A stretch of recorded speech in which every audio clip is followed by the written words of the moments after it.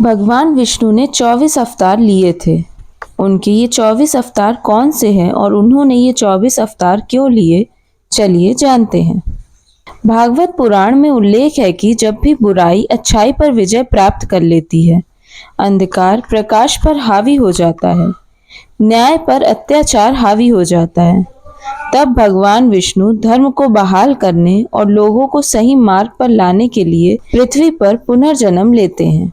यद्यपि भगवान विष्णु के असंख्य अवतार हैं, फिर भी कुछ महत्वपूर्ण अवतारों का उल्लेख श्रीमद् भागवतम स्कंद 1 अध्याय 3 में किया गया है।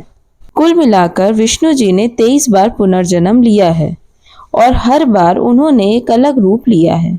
यह भविष्यवाणी भी की जाती है कि वह कलयुग के अंत में आखिरी बार प्रकट होंगे, जिससे संख्या 24 हो जाएगी। चलिए अब जानते हैं भगवान विष्णु के 24 अवतारों के नाम और उनकी कथा। उनका पहला अवतार है आदि पुरुष। आदि पुरुष भगवान विष्णु के प्रथम और प्राथमिक अवतार हैं। उन्हें भगवान नारायण के नाम से भी जाना जाता है। उन्हें आदि शेष नामक सर्पों की लटों पर लेटे हुए दर्शाया गया है। वे ब्रह्मांड में सभी सृजन के स्रोत हैं। सर्वशक्तिमान उनकी नाभि से ही कमल निकलता है, जहां ब्रह्मा जी निवास करते हैं। दूसरा है चार कुमार, यानी भगवान ब्रह्मा द्वारा बनाए गए पहले 4 चेतर प्राणी। सनक, सनातन, सनंदन और सनत कुमार नाम के ये लोग शिशुओं की तरह दिखाई दिए और उनका उद्देश्य जीवन के निर्माण में ब्रह्मा जी की सहायता करना था। तीसरा है नारद जी का अवतार। ऋषि के वेश और हाथ में खड़ताल और तंबूरा लेकर नारद के पास क्षण भर में लोकों के बीच यात्रा करने की विशेष क्षमता है। एक कथावाचक और संगीतकार के रूप में उन्हें अक्सर देवताओं का संदेशवाहक और पहला पत्रकार भी माना जाता है। चौथा है नर नारायण अवतार।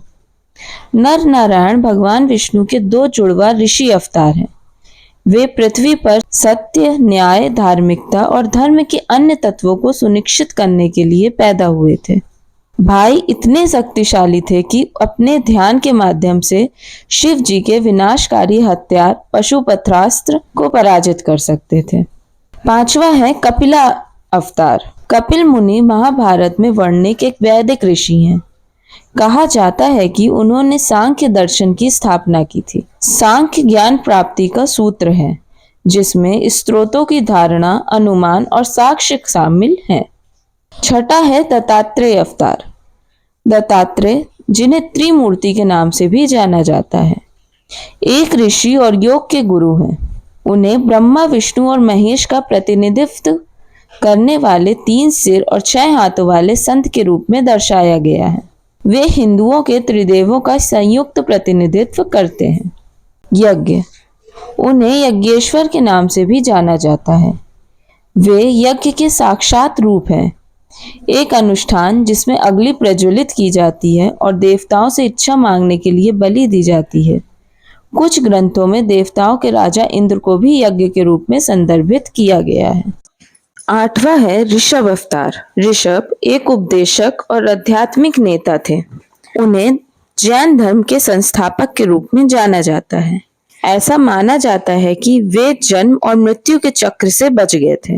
वे लोगों को मोक्ष या मोक्ष के मार्ग पर मार्गदर्शन करते थे। नवा है पृथु अवतार। पृथु पहले पवित्र राजा थे। वे ही धरती पर हरियाली और सभी फसलों की खेती के लिए जिम्मेदार हैं। राजा पृथु ने अपना जीवन भगवान की सेवा में समर्पित कर दिया और लोगों को धर्म के मार्ग सिखाए।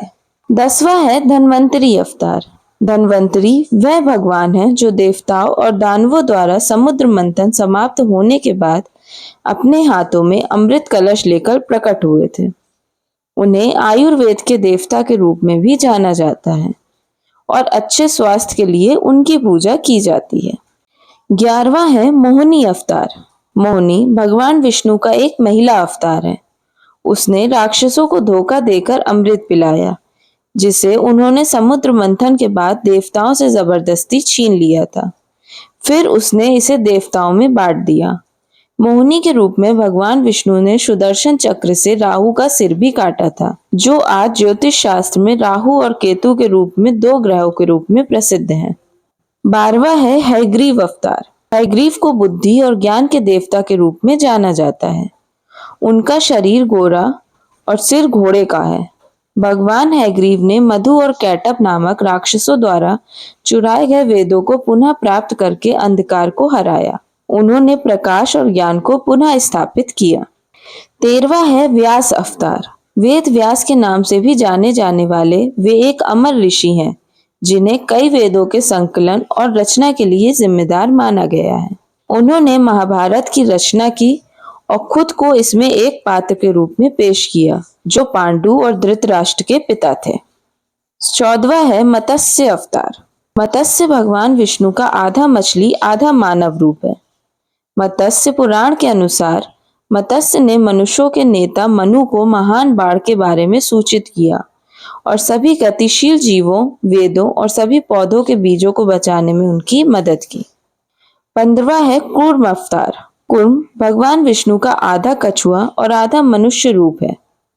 समुद्र मंथन के दौरान उन्होंने देवताओं और राक्षसों की सहायता के लिए अपने कवच पर मंदरा पर्वत को संतुलित किया था। ऐसा भी माना जाता है कि उन्होंने अपनी पीठ पर ब्रह्मांड का भार भी उठाया था। 16वां है वराह अवतार। वराह भगवान विष्णु के आधे मनुष्य और आधे सुअर अवतार हैं। हिंदू धर्म के अनुसार वे पृथ्वी के साक्षात स्वरूप भूदेवी को बचाने के लिए राक्षस हिरण्याक्ष का वध करते हैं और अपने दांतों की सहायता से उन्हें डूबती हुई अवस्था से वापस सतह पर लाते हैं। 17वां है नरसिंह अवतार। नरसिंह भगवान विष्णु के आधे सिंह और आधे मानव अवतार हैं। उनका जन्म राक्षस राजा हिरण्यकश्यप के शासन को समाप्त करने और पृथ्वी पर शांति, व्यवस्था, धार्मिकता और धर्म के अन्य तत्वों को स्थापित करने के लिए हुआ था। 18वां है वामन अवतार। वामन एक बौना ब्राह्मण था। भगवान विष्णु का यह अवतार राक्षस राजा महाबली की बढ़ती शक्ति को रोकने के लिए आता है, जो वह एक बलिदान समारोह के दौरान उसे धोखा देकर पाताल लोक भेज देता है। 19वां है परशुराम अवतार। परशुराम एक ब्राह्मण क्षत्रिय हैं। उन्हें एक ऋषि के रूप में दर्शाया गया है, जिसके हाथ में कुल्हाड़ी है। उनका जन्म दुष्ट क्षत्रियों के अत्याचार को समाप्त करने के लिए हुआ था, जो अपनी शक्तियों का दुरुपयोग करते थे और दूसरों के जीवन को दुखी करते थे और उन्हें न्याय के कटघरे में लाते थे। 20वां है राम अवतार। भगवान राम हिंदू धर्म के सबसे महत्वपूर्ण और शक्तिशाली देवताओं में से एक हैं और महाकाव्य रामायण के मुख्य पात्र हैं। उन्होंने दुष्ट राजा रावण का वध करके उसके आतंकपूर्ण शासन को समाप्त किया और अपनी पत्नी सीता को मुक्त कराया, जिसका रावण ने अपहरण किया था। 21वां है बलराम। बलराम महाभारत में कृष्ण के बड़े भाई के रूप में दिखाई देते हैं। वे अपनी ताकत हल चलाने के लिए जाने जाते हैं और दुर्योधन और भीम के गुरु थे, जिन्होंने गदा हथियार की शिक्षा दी थी। उन्होंने कृष्ण के साथ कई साहसिक कारनामे साझा किए, जिसमें अत्याचारी शासक कंस को न्याय के कटघरे में लाना भी शामिल है। 22वां है कृष्ण अवतार। भगवान कृष्ण विष्णु जी का एक और प्रमुख रूप है। उन्हें अपने अत्याचारी मामा कंस के शासन को समाप्त करने और महाभारत युद्ध के दौरान पांडवों के सलाहकार के रूप में उनकी भूमिका के लिए जाना जाता है। वे कुरुक्षेत्र युद्ध में अर्जुन के सारथी और मार्गदर्शक थे।